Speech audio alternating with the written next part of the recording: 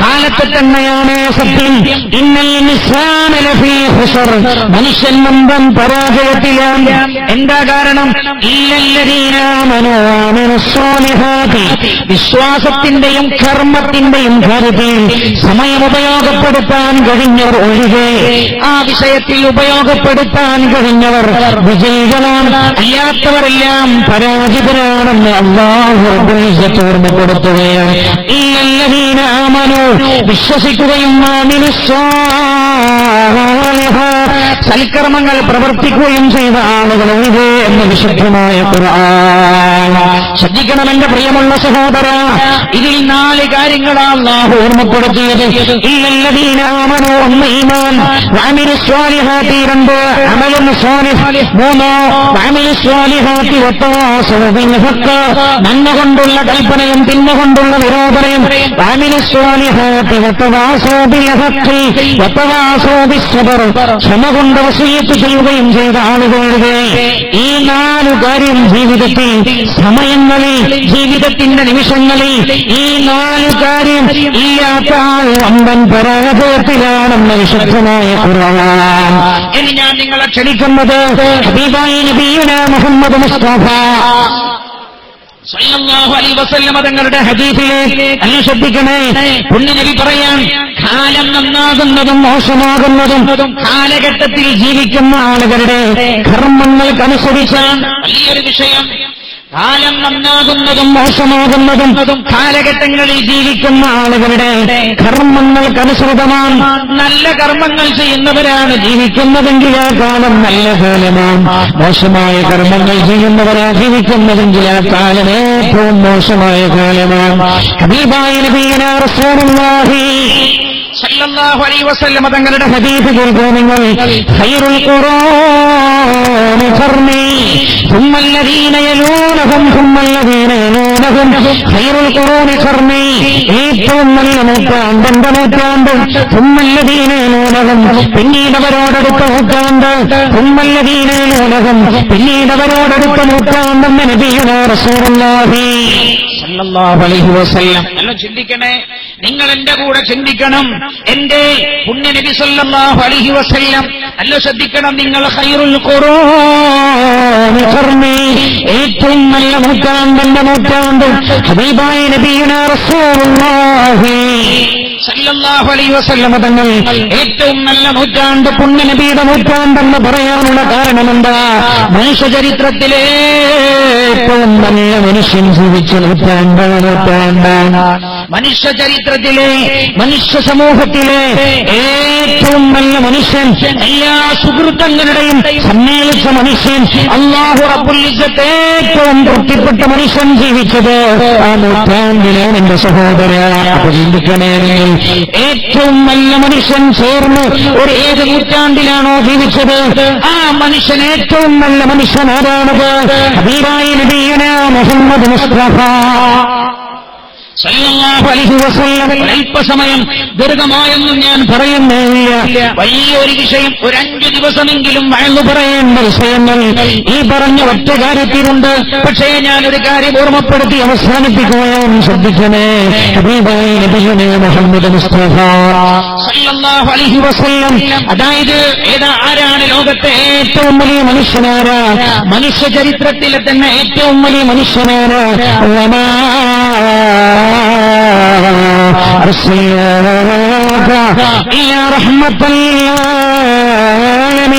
ലോകത്തിനാകമാനയും അല്ലാഹു കാരുണ്യമായി നിയോഗിച്ച മഹാനായ നബിയുനാ റസൂലുള്ളാഹി ഖൈറു മൻ യംശി അലാ ഖദമി, ഇരുപാദങ്ങളിലും ഭൂമി ലോകത്തുകൂടെ നടന്നുപോയ ഏറ്റവും നല്ല മനുഷ്യനാ ഹബീബാണ് നബിയുനാ മുഹമ്മദ് മുസ്തഫ സല്ലല്ലാഹു അലൈഹി വസല്ലം.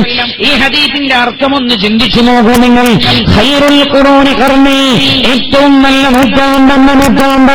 അപ്പൊ ഞാൻ ജീവിച്ച നൂറ്റാണ്ടാണ് ഏറ്റവും നല്ല നൂറ്റാണ്ട്.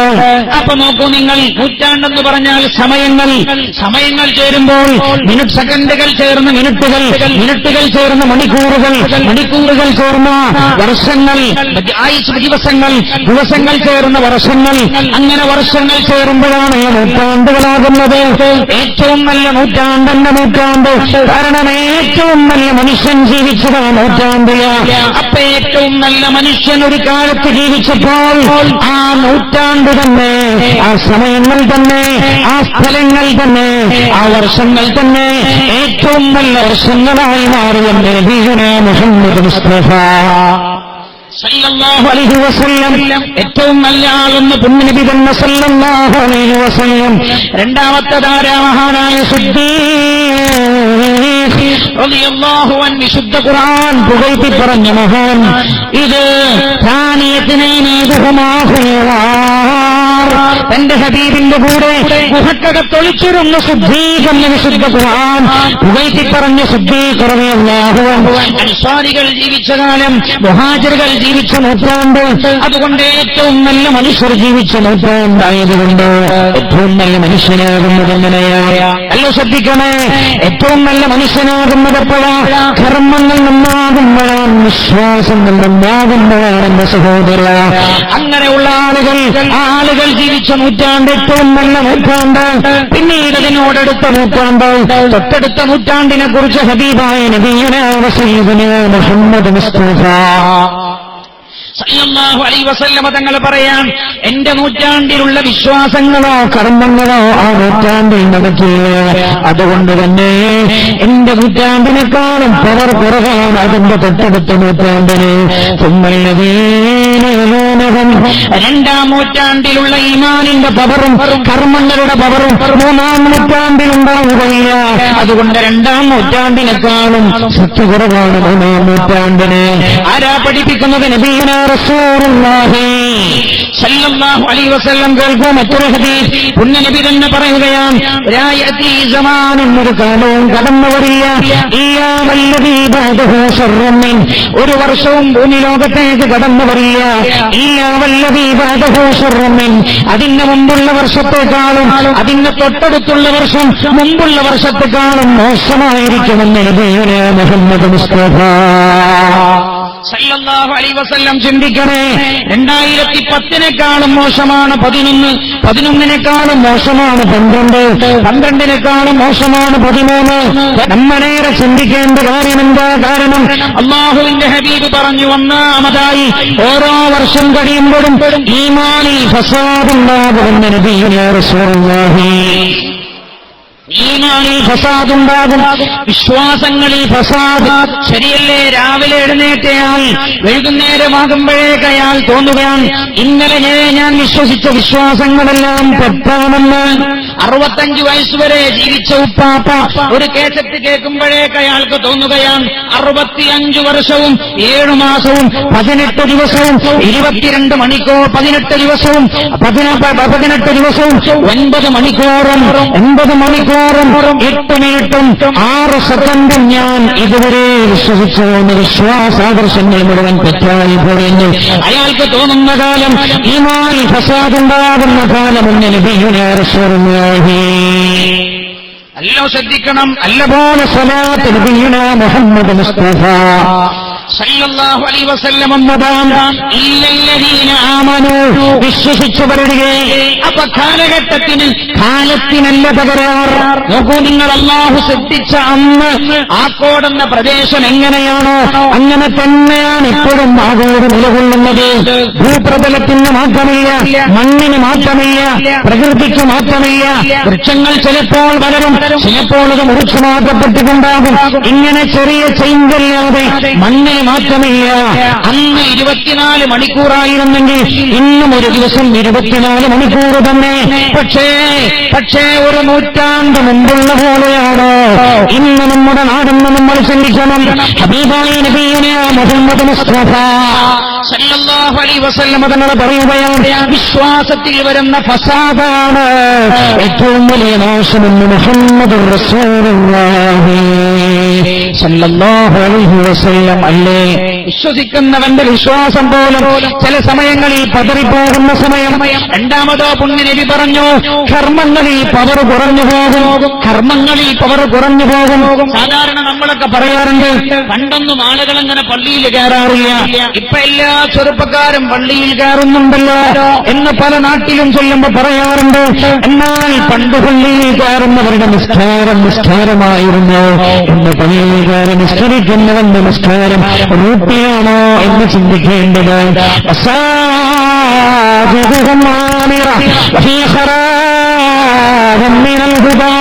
ഒരു കാലം എന്റെ സമൂഹത്തിന് കടന്നു വരാറുണ്ട്.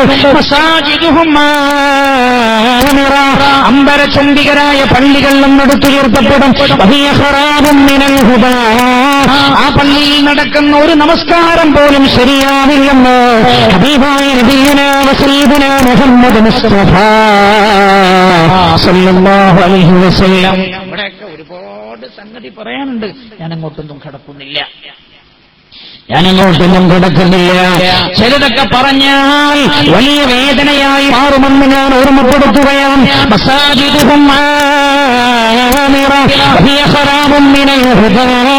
പള്ളികളുണ്ടാകും, പള്ളികളിൽ നിന്ന് ജനമനസ്സുകളെ റബ്ബിലേക്ക് അടുപ്പിക്കാൻ പറ്റാവുന്ന ഒന്നും പള്ളിയിൽ നിന്ന് കിട്ടാത്ത കാലമാകുമെന്ന് മഹാനായ നബിയുനാ റസൂലുള്ളാഹി സല്ലല്ലാഹു അലൈഹി വസല്ലം.